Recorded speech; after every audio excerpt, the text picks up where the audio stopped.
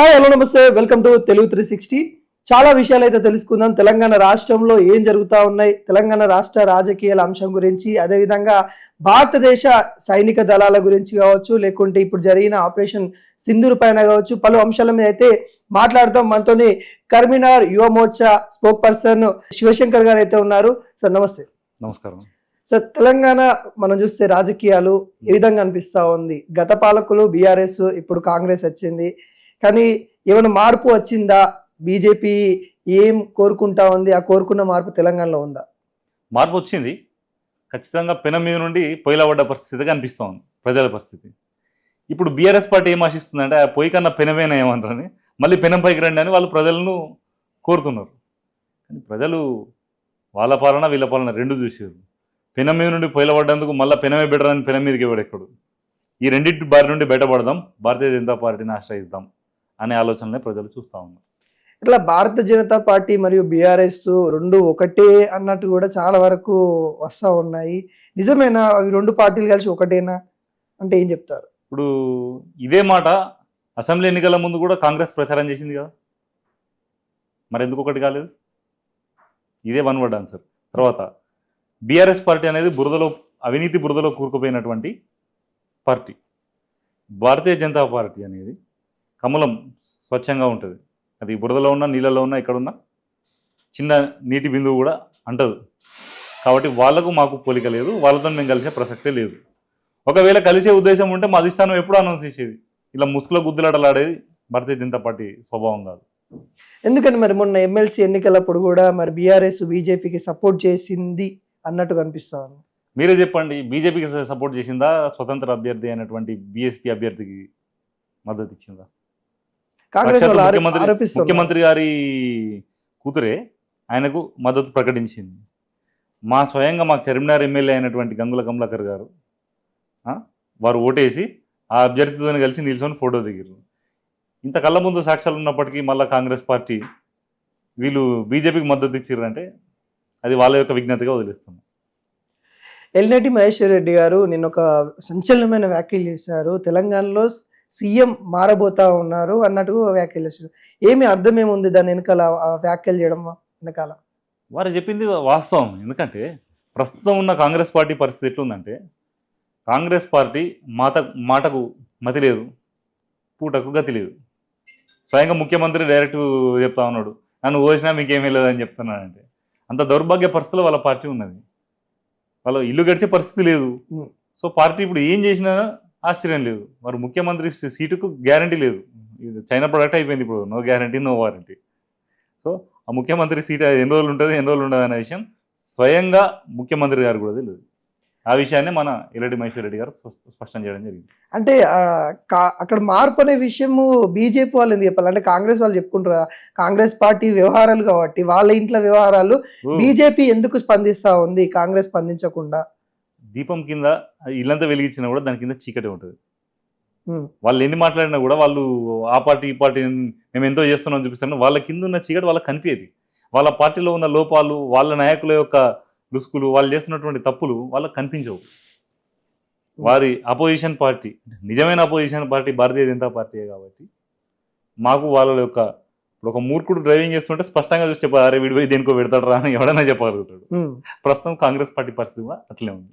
ఎట్లా మరి మీరు భలే చెప్తా ఉన్నారు, కాకుంటే బీజేపీలోనే చూస్తే ప్రజలకు సంబంధించిన భూములు కానీ, ప్రజలకు ఏవైతే వాళ్ళకి గవర్నమెంట్ ఇచ్చిన అసెంబ్లీ ల్యాండ్లు కానీ బీజేపీ కొంతమంది లీడర్స్ కబ్జా చేసుకున్న పేరు కూడా చాలా వినబడుతుంది తెలంగాణలో ముఖ్యంగా.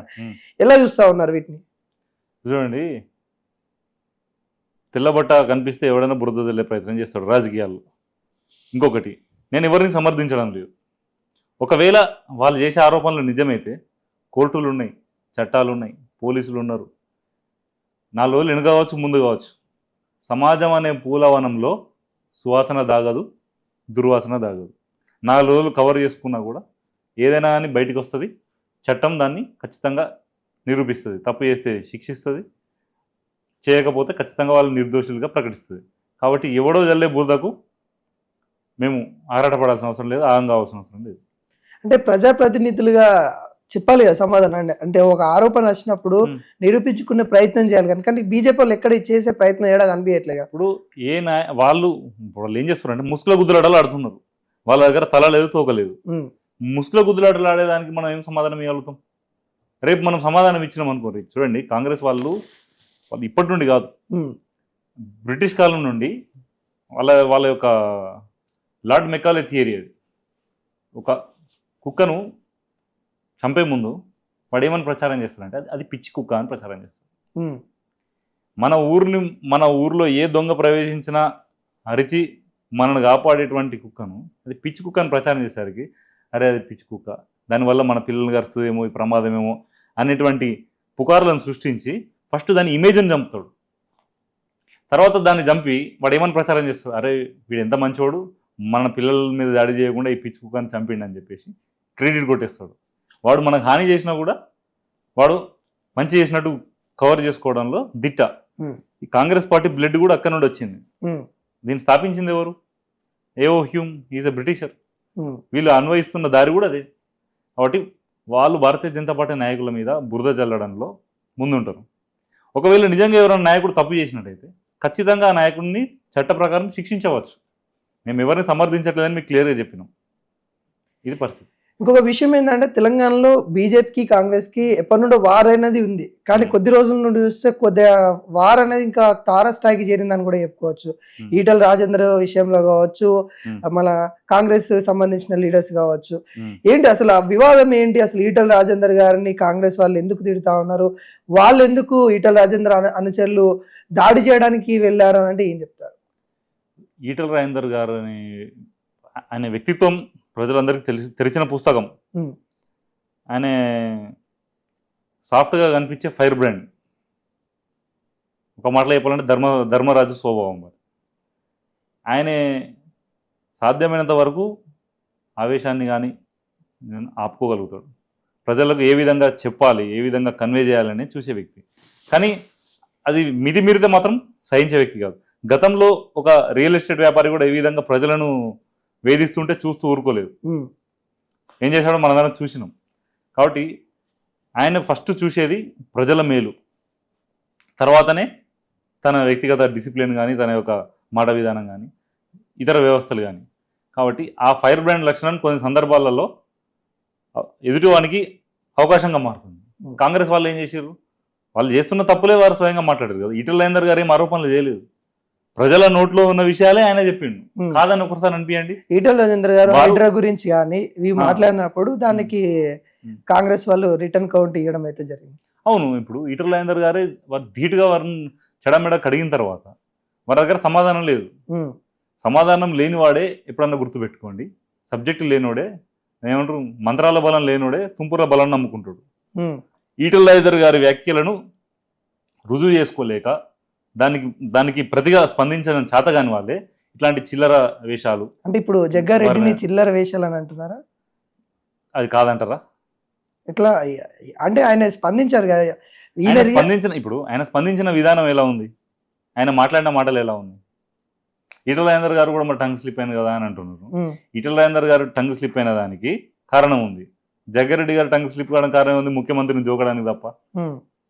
ఈటల రాజేందర్ గారు వాళ్ళు ఏమన్నారు, ఈటల రాజేందర్ గారికి ఏ రాష్ట్ర అధ్యక్ష పదవి రాలేదనో, లేదంటే ఇంకేదో ఆయన ఎక్స్పెక్టేషన్స్ ఫుల్ఫిల్ కానందువల్ల ఉనికి తెలుసుకోవడానికి, ఉనికి చాటు అదే మీరు అంటున్నారు కదా, ఆయన ఉనికి చాటుకోవడానికో ఆయన ఎక్స్పెక్టేషన్స్ రీచ్ కాలేదనో ఆయన ఫ్రస్ట్రేషన్ ఈ విధంగా చూపించండి అని అంటున్నారు కదా. ఈటల రాజేందర్ గారి ఫ్రస్ట్రేషన్ చూపించినంత మాత్రాన పదవి ఇస్తారనో, ఈటల రాజేందర్ గారు ఈ విధంగా స్పందిస్తే ఎవరో మెచ్చుకొని చప్పట్లు కొట్టి మెళ్ళ దండేసి పదవి ఇస్తారని ఎవరైనా చెప్పిర్రా? పార్టీలో చెప్పలేదు, బయట ప్రజలు కూడా చెప్పలేదు కదా. ఆయన హైడ్రా విషయంలో ఏ విధంగా స్పందించిండో, రియల్ ఎస్టేట్ దోపిడీదారుల విషయంలో ఏ విధంగా స్పందించిండో ఇప్పుడు కూడా ఆ విధంగానే స్పందించారు. భవిష్యత్తులో కూడా అదే విధంగా స్పందిస్తారు. అంటే బీజేపీ అంటే శాంతియుత పార్టీ, కొంచెం హిందుత్వం, ఆర్ఎస్ఎస్ భావజాలాలు ఉంటాయి, ఎక్కడ కూడా గొడవకి వెళ్ళారని అనుకుంటా. కానీ ఇక్కడ మనం చూస్తే ఒక కర్రలు పట్టుకొని కొట్టేస్తాము వెళ్ళేస్తాము అన్నట్టు ఒక ర్యాలీగా ఎంత ఉద్రిక్తగా ఉరికి రావడాన్ని చూసాము, మేము స్వయంగా చూసాము.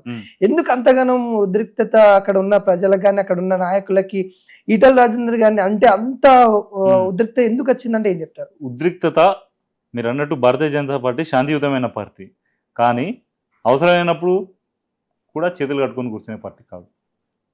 వాళ్ళు ఏమనుకుంటారంటే మా అంత మునగాలు లేరని ఫీల్ అవుతున్నాం. అలాంటప్పుడు మేమేం తక్కువ కాదు రవి అని చూపించారు. అది తప్పు కాదు. శాంతిని స్థాపించాలంటే నామమాత్రపు హింస తప్పనిసరి. క్లాస్లో టీచర్ శాంతియుతంగా కూర్చుంటే పిల్లలు ఎవరు సైలెంట్ కూర్చోరు. ఒకసారి బల్ల మీద గట్టి కొడితేను అందులో బాగల్లో చేసేవాడిని తీసుకొచ్చి 2 వాయిస్తేను మిగతా వాళ్ళంతా సెటరేట్ అయి కూర్చుంటారు. శాంతిని స్థాపించాలంటే నామమాత్రపు హింస అవసరమా లేదా మీరే చెప్పండి.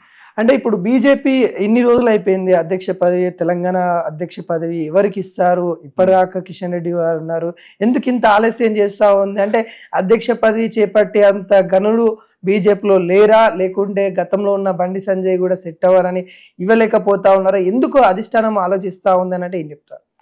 మీరు అన్నారు కదా అధ్యక్ష పదవిని చేపట్టేంత గనులు లేరా అనేది మీ అనుమానం. అధ్యక్ష పదవి చేపట్టే గనులు అందరూ. అందుకోసమే ఈ తర్జన భర్జన నడుస్తూ ఉన్నది. ప్రతి ఒక్కరూ అధ్యక్ష పదవి చేపట్టడానికి అర్హులే. ఎవరెవరైతే అధ్యక్ష పదవి కోసం ఆశిస్తూ ఉన్నారో వాళ్ళందరూ మా పార్టీ కోసం పనిచేస్తున్నటువంటి నాయకులే. వారికంటూ ప్రత్యేక అభిమానులు ఉన్నారు, వారికంటూ ఒక బేస్ ఉంది.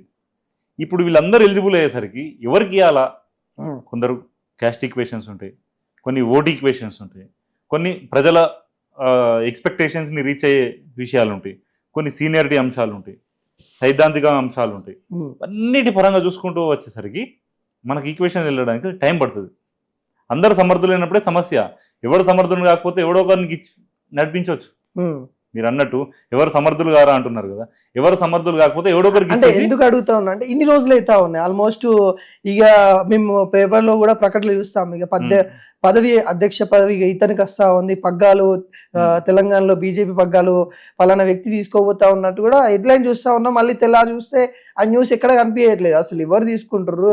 అసలు కనుమరుగైపోతుందా, లేకుంటే నిజంగానే బీజేపీ తెలంగాణలో ఉంటుందా అనే క్వశ్చన్ కూడా రైజ్ అవుతా ఉన్న తరుణం కనబడుతుంది. ఇప్పుడు మీడియా ఛానల్లో కూడా కొంచెం ఎక్సైట్మెంట్ న్యూస్ కావాలండి. వాళ్ళకి ఏది లేకపోయినా ఏదో క్రియేట్ చేయాలి కాబట్టి ఇప్పుడు ఈ సందు దొరికింది, సందిట్లో సడన్ రోజుకో వార్త రాసేస్తున్నారు. ప్రజలు కూడా ఈ వార్త చూడడం మానేసి ఇక బోరు కొట్టేసింది. అరే వాళ్ళ ఇష్టం అబ్బా, వాళ్ళ పార్టీ వాళ్ళు ఎప్పుడైనా డిక్లేర్ చేసుకుంటారు, వాళ్ళకి లేని కడుపు నొప్పి మీకెందుకు? ఇదొకటి. తర్వాత నేను ఆల్రెడీ ఇంతకుముందు చెప్పిన అందరూ సమర్థులు కాబట్టి ఎవరికి ఇవ్వాలా అని తర్జన భర్జన ఎక్కువైతుంది. అందులో ఏ ఒక్కరు అసమర్థులు ఉన్నా కూడా ఒరే నీకు చేత కాదురా భయ అని పక్క కూర్చోబెట్టేస్తారు. సమస్య ఉండదు. ఎవరైనా ఒకరిద్దరు ఉంటే ఒకరిద్దరిని సర్దుమరిచి ఈ పాటకు ఎప్పుడూ డిక్లేర్ అయ్యేది. అందరూ సమర్థులు కాబట్టి ఎవరికి ఇవ్వాలని కన్ఫ్యూజన్ ఎక్కువ ఉంది. ఈ విషయం అంటే అధ్యక్ష పదవి విషయం వచ్చినప్పుడు ప్రతిసారి బండి సంజయ్ గుర్తుకొస్తారు. ఎందుకంటే ఎవరు ఒప్పుకోకుండా తెలంగాణని బీజేపీ ఒక మెట్టు ఎక్కిందంటే బండి సంజయ్ గారి ఘాటు వ్యాఖ్యలు కావచ్చు, లేకుంటే ఆయన చేసిన పనులు కావచ్చు అని చెప్పుకోవచ్చు. కానీ అప్పుడప్పుడు ఎందుకు బండి సంజయ్ నోరు జారుతుండా, లేకుంటే ఆపరేషన్ కగార్ గురించి కావచ్చు, కొన్ని విషయాలలో ఎందుకు ప్రజల మీద అంత నోరు జారే వ్యాఖ్యలు చేస్తా ఉన్నాడు? అవగాహన లేకనా, లేకుంటే అనే ఎందుకోసం అంత నోరు జారుతుందంటే ఏం చెప్తారు? ఆపరేషన్ ఖగారు విషయంలో బండి సంజయ్ గారి వ్యాఖ్యలను మీరు పొలిటికల్గా చూసినప్పుడు మీకు అట్లా అనిపిస్తుందేమో, కానీ వ్యక్తిగతంగా చూసినట్లయితే మీరు అనుకోవచ్చు అవగాహన రాహిత్యం కావచ్చు. అవగాహన రాహిత్యం కాదు, ఆయన వ్యక్తిగత అనుభవం. వారు ఏబీవీలో వివిధ జాతీయవాద సంస్థలలో యాక్టివ్గా పనిచేసి తర్వాత భారతీయ జనతా పార్టీ నాయకునిగా ఎదగడం జరిగింది. ఇక్కడ ఆయన యువ నాయకునిగా ఉన్న సందర్భంలో ఎంతోమంది జాతీయవాద నాయకులు, రామన్న గోపన్న లాంటి వ్యక్తులను నరహంతక నక్సలైట్లు హత్య చేసి బుల్లెట్లు దించి అక్కడ పడేసి పోతే వీళ్ళు వెళ్ళి హాస్పిటల్లో పొంటి తిరిగి వారిని కాపాడే ప్రయత్నం చేసి వారు చనిపోయారు అన్నప్పుడు వాళ్ళ కుటుంబ పరిస్థితులు ఇవన్నీ కళ్ళతో చూసిన వ్యక్తి. సో ఆయన గుండెలో ఉన్న బాధ ఆ విధంగా బయటకు వస్తూ ఉంది. ఇది విషయం. ఇంకొకటి, ఆపరేషన్ ఖగార్ తప్పు అని మాట్లాడే వాళ్ళంతా చట్టాన్ని గౌరవిస్తురా లేదా? తుపాకులు పట్టుకొని అడవుల్లో తిరగడం గొప్ప? నీకేమైనా ఉంటే రాజ్యాంగబద్ధంగా శాంతియుతంగా నిరసనలు తెలుపుకోవచ్చు, వ్యవస్థల్లో పాల్గొని ప్రజల్లో మార్పు తీసుకురావచ్చు కదా. వీళ్ళు తుపాకులు పట్టుకొని అడవుల పొంటి తిరిగి ఏం సాధించారు? దానికి సమాధానం చెప్పి మాస్ట్ వాళ్ళు ఎవరైతే ఉంటారో వాళ్ళు కూడా 2 times శాంతియుత చర్చలకి మేము సిద్ధంగా ఉన్నాము అని తెలిపినప్పటికీ కూడా ఇప్పటికీ గవర్నమెంట్ ఎటువంటి స్పందించలేదు. ఎందుకంటే ఆపరేషన్ సింధూర్ కి కొంత బార్డర్ లో సెక్యూరిటీ ఫోర్స్ కావాలని ఇది తాత్కాలికంగా ఆపిరు కనుక ఓన్లీ తాత్కాలికంగా ఆపారు. అవును. కానీ ఎందుకు శాంతియుత చర్చలకి బీజేపీ మొగ్గు చూపట్లేదంటే ఏం చెప్తారు? వాళ్ళతోని చర్చించేందుకు సమస్య లేదు. వారు సమాజానికి ఖచ్చితంగా హానికరం. అది అడవిలో ఉన్న నక్సలైట్ అయినా, సిటీలో ఉన్న అర్బన్ నక్సలైట్ అయినా. ఎందుకంటే వాళ్ళు తుపాకులు పట్టుకొని అడవిలోకి వెళ్ళిన తర్వాత చట్టాన్ని పక్కకు పెట్టినట్టే. ఉమ్, చట్టాన్ని పక్కకు పెట్టినోడు దేనికి ఎవరికి చుట్టం కాదు ఇక. ఉమ్. వాళ్ళు ఏదైనా ఉంటే నక్సలిజం పూర్తిగా బంద్ చేసి ప్రజల్లోకి వచ్చి ప్రజాస్వామ్యబద్ధంగా పోరాడాలి. నిజంగా అంతేగాని ఆపరేషన్ నేను నాకు నచ్చింది చేసుకుంటూ పోతా, కానీ గవర్నమెంట్ మాత్రం నాతో చర్చకు రావాలి అంటే ఎవడు ఊరుకో. ఆపరేషన్ కగార్ అనేది నిజంగానే మావోయిస్టుల కోసం పెట్టారు అనుకుంటారు. మరి ఇంకెవరి కోసం పెట్టారు? ఆదివాసుల యొక్క కణజాలు వనరులను గుంజుకోవడానికి బీజేపీ చేస్తున్న ప్రయత్నం అనుకోవచ్చు. వీళ్ళు నాటి నుండి నేటి వరకు గదే తొంపు పెట్టుకొని అడవుల పండు తిరుగుతున్నారు. ఈ అడవుల్లో వనవాసి కళ్యాణ పరిషత్ స్కూళ్ళు పెట్టి అదే ఆదివాసీ పిల్లలకు చదువులు చదివిపిస్తే మరి ఎందుకో వీళ్ళు దాడులు చేస్తారు, దాన్ని అడ్డుకుంటారు. పిల్లలకు చదువు చెప్తే వారు వనరులను దోచుకున్నట్ట. వాడు చదువుకొని రేపు పెద్దయినాక వాడే ప్రశ్నిస్తాడు కదా, అరే ఇది మా వనరులు, మాకు హక్కులు, మా చట్టాలు, నేను చదువుకున్నా, నాకు కొంచెం జ్ఞానం ఉన్నది అని ప్రశ్నిస్తాడు కదా. ఒకవేళ ఈ జాతీయవాద శక్తులు కనుక వారి యొక్క వనరులను దోచుకునే ఉద్దేశం ఉంటే వాళ్ళకి ఎందుకు చదువులు చెప్తాము? వారు ఎందుకు అభివృద్ధి చెందాలి? వాళ్ళు కూడా చదువుకొని గవర్నమెంట్లోకి రావాలి, వాళ్ళు ఉద్యోగాలు కొట్టాలి, వాళ్ళు సమాజంలో కలిసిపోయి ముందుకెళ్లాలని చూస్తాం. ఇదే ఎవరైతే వీళ్ళు ఇప్పుడు ఈ అర్బన్ నక్సలైట్స్ వారిని ఈ నక్సలైట్లను వెనకేసుకొస్తారో వాళ్ళు సమాధానం చెప్పాల్సిన విషయం ఏంటో తెలుసా? ఎక్కడనైతే ఆదివాసీ వనరులు ఉన్నాయో అక్కడ వీళ్ళు తిష్ట వేసి ఆదివాసీలను కూడా బెదిరించి వాళ్ళ గుప్పిట్లో పెట్టుకుంటున్నారు. మరి చెప్పండి. గతంలో కొన్ని సినిమాలు కూడా వచ్చినాయి దాని మీద, బక్సర్ లాంటివి. ఇవి నిజాలు కావా? నేనేమంటున్నా, సరే వాళ్ళు మా మీద విమర్శిస్తారు, మేము వాళ్ళ మీద విమర్శిస్తాము. ఈ దాడి ప్రతి దాడి ఇప్పుడు నడుస్తూనే ఉంటుంది. ఇదేదో ప్రజాస్వామ్యబద్ధంగా చేసుకోవచ్చు కదా. నువ్వు తుపాకులు పట్టుకొని అడవుల వెంట తిరగడానికి ఇది ఆదిమానవుని కాలం కాదు. ప్రజాస్వామ్యబద్ధంగా నడుస్తున్నటువంటి సమాజం ఇప్పుడు. కాబట్టి అటువంటి చర్యలకు ప్రభుత్వం లొంగితే అది చాతగానితనం అవుతుంది. వాళ్ళతో కనుక చర్చలకు వెళ్తే అది ఖచ్చితంగా చాతగానితనం. నిజంగా మీరు ఒకటి గుండె మీద చేసుకొని చెప్పండి, ప్రజాస్వామ్యం అనే ఒక వాక్యం మీద ఇందాక వాడే, నిజంగా నాయకులు ఆ విధంగానే ఉన్నారా? ప్రజాస్వామ్యాన్ని నాయకులు ఆ విధంగా వాళ్ళ యొక్క సిద్ధాంతాలని నెరవేరుస్తా ఉన్నారా? నాయకులు ఆ విధంగా లేరు. నేను పచ్చిగా మాట్లాడుతున్నాను, నాయకులు ఆ విధంగా లేరు. అందుకే కదా వాళ్ళు ప్రశ్నించేది. వినండి, నాయకులు ఆ విధంగా లేరు, కానీ ప్రజాస్వామ్యం మాత్రం బ్రతికే ఉంది. ఎంత అవినీతిపరుడైనా, ఎంత నీచుడైనా, ఎంత స్వార్థపరుడైనా ఎన్నికలలో గెలిచి అతను ప్రజాప్రతినిధి అవుతున్నాడు అంటే ప్రజాస్వామ్యం బ్రతుకున్నట్టే కదా. దీనికి ప్రత్యామ్నాయం ఏంటిది? ఎవడైనా సమర్థుడు, మంచి విద్యావంతుడే కానీ సమాజంలో చెడును రూపుమాపేటువంటి లక్షణాలు ఉన్నటువంటి వ్యక్తి నాయకుడిగా రావాలి.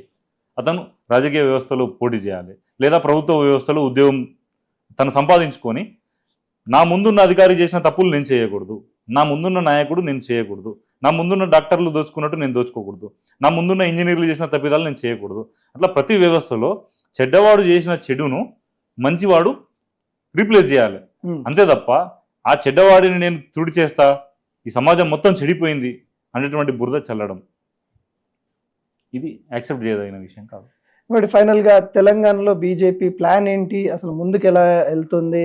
4 సీట్లు 3 సీట్లకు ఉన్న బీజేపీ ఇక్కడ 8 సీట్లకి దాకా, అంటే ఎంపీ కూడా ఆ విధంగానే ఎంపీ 8 సీట్ల దాకా సాధించింది. ముందు ప్రణాళిక ఏ విధంగా ఉండబోతా? ముందు కూడా ఖచ్చితంగా భారతీయ జనతా పార్టీ మల్టిప్లై అవుతూనే వెళ్తుంది. ఒక సీట్ నుండి 8 సీట్లకు వచ్చిన ఎమ్మెల్యేలం 1 into 8 అయినాం. 8 into 8 64 సీట్స్ కూడా నెక్స్ట్ ఖచ్చితంగా వచ్చి తీరుతాయి. అంటే నెక్స్ట్ గవర్నమెంట్ బీజేపీ అంటారా? ఖచ్చితంగా. ఆల్రెడీ ప్రజలు ఏం భరోసా, అంటే ఏం చూసుకొని నెక్స్ట్ మాదే ప్రజలు అని చెప్తా పెనం మీద చూసిర్రు, పొయ్యిలో పడి చూసిర్రు. ఇప్పుడు కూడా బయటపడకపోతే ఇక మీద మన రాష్ట్రాన్ని ఎవరు కాపాడలేరురా అనే క్లారిటీ వచ్చేసింది. అందుకే మీరు చూడండి, ఇది నేనేదో వ్యక్తిగతంగా నా నోటి నుండి మాట్లాడిన విషయాలు కాదు, మీరు ప్రతి సీట్లలో చూస్తున్నారు. మొన్న జరిగిన ఎమ్మెల్సీ ఎన్నికల్లో కూడా టీచర్ ఎమ్మెల్సీ కావచ్చు, గ్రాడ్యుయేట్ ఎమ్మెల్సీ కావచ్చు, ఇది రుజువు చేస్తూ ఉన్నది. ఇంకోటి ఆపరేషన్ సింధూర్ తర్వాత విజయోత్సవాలు కూడా భారతదేశం మొత్తం చేస్తా ఉంది, తిరంగా ప్రోగ్రామ్ తో చేస్తా ఉంది. వాటి మీద చాలా విమర్శలు వస్తా ఉన్నాయి. ఏం సాధించాం, ఆపరేషన్ సింధూర్ ఇంకా అయిపోలేదు, ఇప్పుడు ఏం సెలబ్రేషన్ చేసుకోవాలి అన్నట్టుగా కొంతమంది విమర్శిస్తా ఉన్నారు. ఇవన్నీ చేస్తారు, వాటికి సమాధానం ఏం చెప్తారు? ఇప్పుడు చూడండి, ఇంటి దొంగలను ఈశ్వరుడైనా పట్టలేడు. మన దౌర్భాగ్యం ఏంటంటే మన దేశంలోనే మన దేశ విద్రోహ శక్తులు చాలామంది ఉన్నారు. వాళ్ళు మనం తుమ్మినా దగ్గినా ఏం చేసినా తప్పే అన్నట్టు చూస్తారు వాళ్ళు. ఇప్పుడు కోవిడ్ టైంలో కూడా వాళ్ళు ఇదే విధంగా అనడం జరిగింది. బయటకు వచ్చి సపోర్ట్ చేసినంత మాత్రాన కోవిడ్ వైరస్ పారిపోతుందా అన్న మూర్ఖులకు మనం బయటకు వచ్చి సపోర్ట్ చేయమన్నది ఏదో కోవిడ్ వైరస్ పారిపోతుందని కాదు.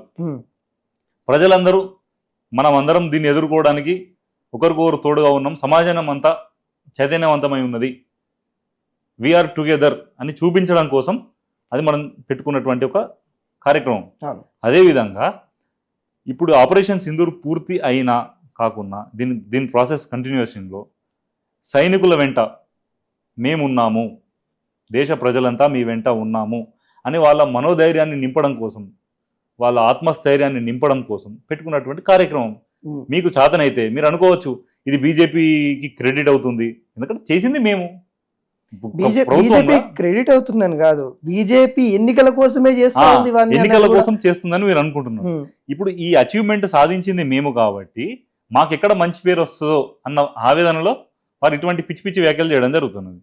మీకు గనక మా క్రెడిట్ రావద్దని ఉంటే మీరు కూడా తీయండి అబ్బా, మేము తిరంగా యాత్ర తీస్తున్నాం, మీరు కార్ ర్యాలీ తీరి, బస్సు యాత్ర తీరి, బైక్ ర్యాలీలు తీరి, సైనికులకు మద్దతుగా మేము గోరంతా చేస్తే మీరు కొండంతా చేసి చూపించవచ్చు కదా. ఏ ఒక్క బాలీవుడ్ సెలబ్రిటీ దానికి అనుకూలంగా స్పందించడం లేదే, ఏ ఒక్క వామపక్ష మేధావులు దీని మీద స్పందించడం లేదే.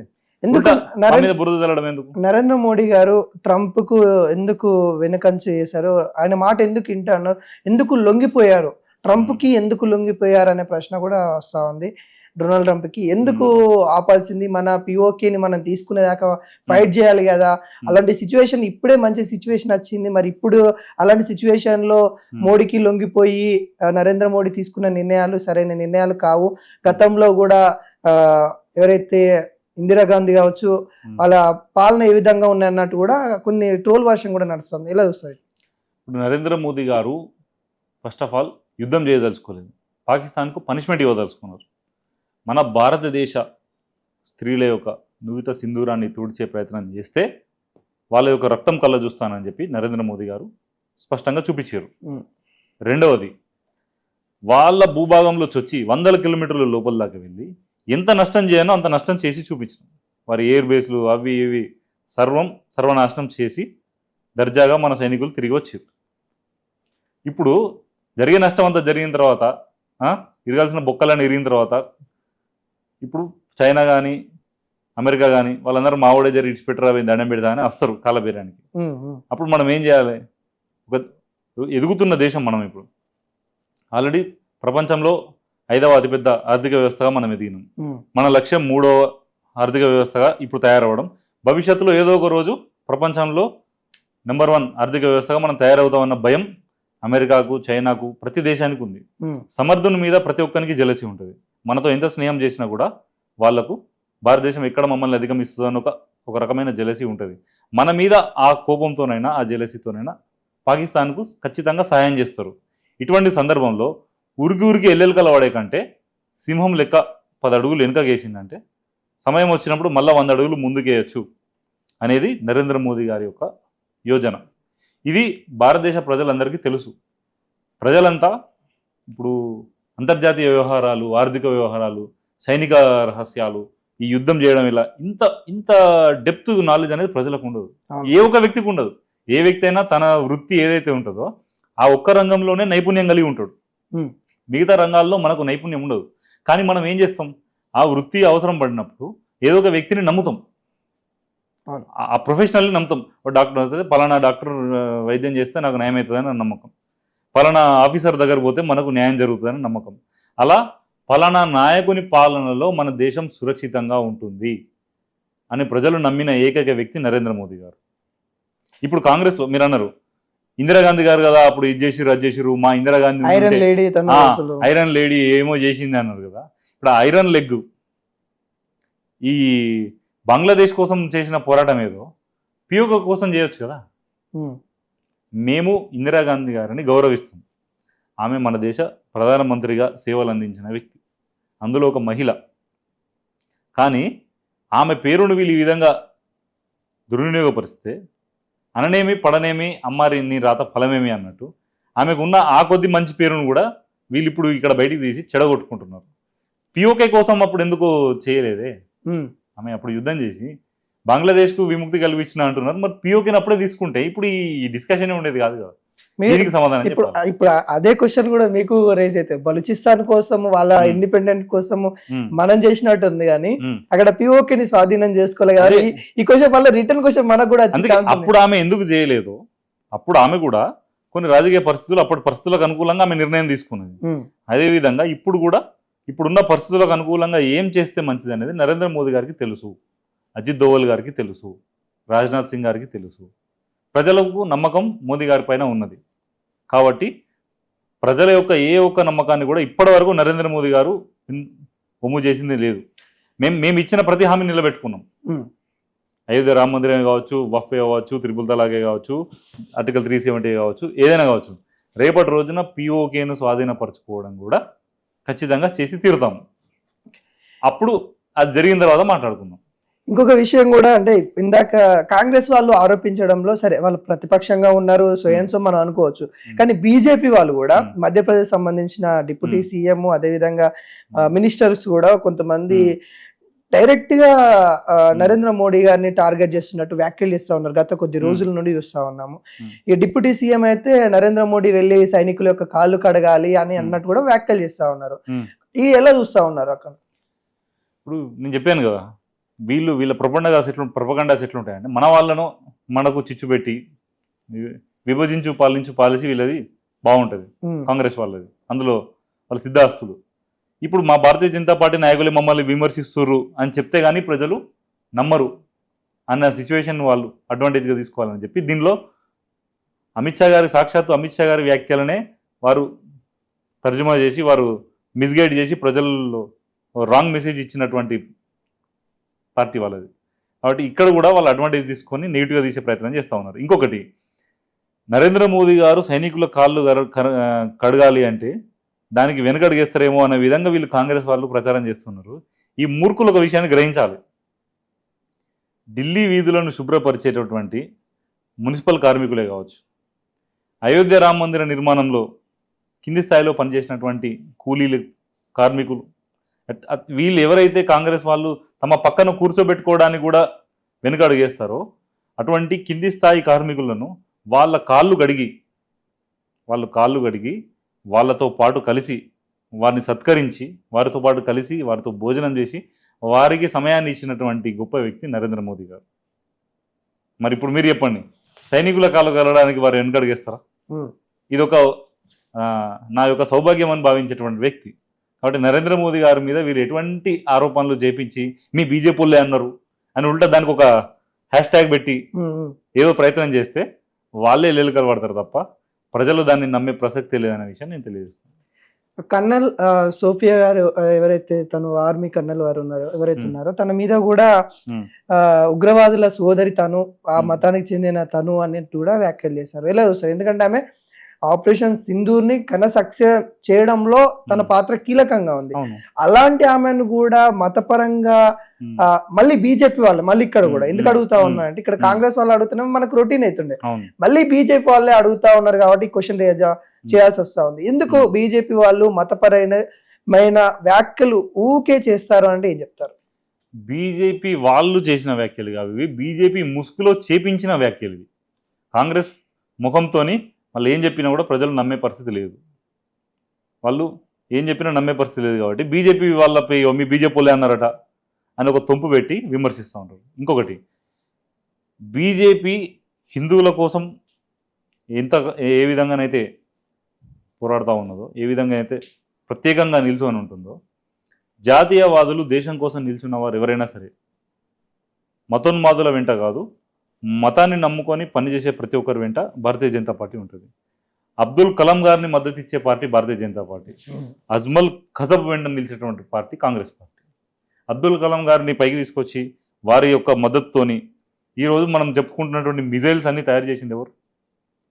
కలాం గారిని సత్కరించిన పార్టీ ఏది? భారతీయ జనతా పార్టీ కదా. సోఫియా గారిని ఇప్పుడు ఆ ప్రెస్ మీట్లో కూర్చోబెట్టి వారి యొక్క క్రియాశీల పాత్రతను ఈ యుద్ధంలో చూపించింది భారతీయ జనతా పార్టీ కాదు.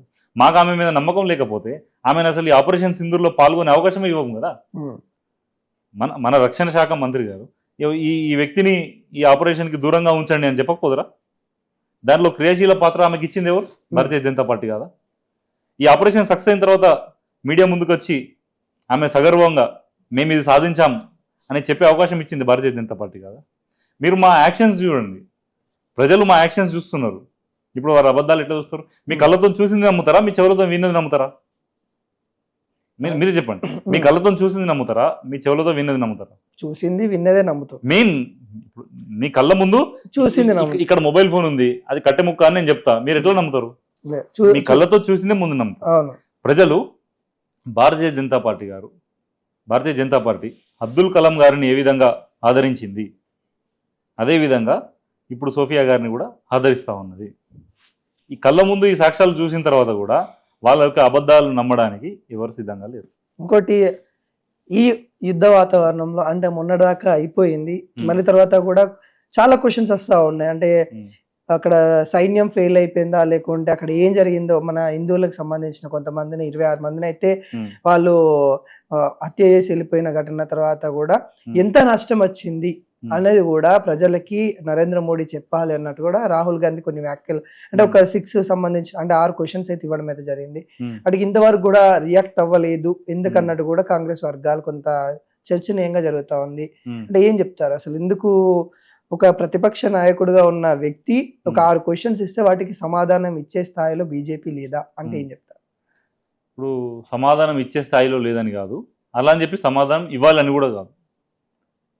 ఇది ఒక పాయింట్ మీరు గుర్తుపెట్టుకోవాలి. రెండవది, ఇంకా ఆపరేషన్ సింధూర్ పూర్తి కాలేదు.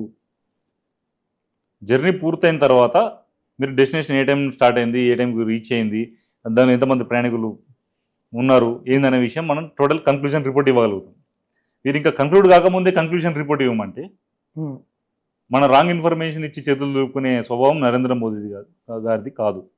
కాబట్టి వారు ఆపరేషన్ పూర్తయ్యేదాకా వెయిట్ చేస్తే పూర్తయిన తర్వాత దాని యొక్క పూర్తి పోస్ట్ మార్టం రిపోర్ట్ మీకు ఖచ్చితంగా అందజేస్తాం. 6 క్వశ్చన్లు కాదు, 60 క్వశ్చన్లు అయినా సరే నరేంద్ర మోదీ గారు ఆన్సర్ ఇవ్వగలుగుతారు. తర్వాత మేము ఆన్సర్ ఇచ్చిన తర్వాత మీరు కొంగుల ముఖం పెట్టుకొని ఏడ్స్తారు, అది ప్రజలందరూ చూస్తారు. ఇంకోటి, టర్కీ పాకిస్తాన్ సపోర్ట్ చేసిందని వాటికి సంబంధించిన వస్తువులు బ్యాన్ చేశాము. పాకిస్తాన్ కి ఎటువంటి గుణపాఠం చెప్పబోతుంది భారతదేశము అని అంటే ఏం చెప్తారు? పాకిస్తాన్కు ఎటువంటి గుణపాఠం చెప్తా అంటే ముందు నుండి మనం ఏదైతే చెప్పుకుంటూ వస్తున్నామో భవిష్యత్తులో కూడా అదే ఉంటుంది. వాళ్ళను వదిలిపెట్టే ప్రసక్తే లేదు. వాళ్ళు మన జోలికి రావాలంటే ఒక్కసారి లాగులు దడిచిపోయే పరిస్థితి ఎప్పటికి ఉంటుందన్న విషయం నేను అదే స్టాండ్ మీద ఉంటున్నాం. ఆ స్టాండ్ మారదు, భవిష్యత్తులో కూడా అదే ఉంటుంది. మొత్తానికైతే భారతదేశం ఏదో ఒకటి అయితే గుణపాఠం చెప్పబోతుందని అంటారు. ముందు అదే చెప్తా ఉన్నాం, ఇప్పుడు అదే చెప్తా ఉన్నాం. Thank you.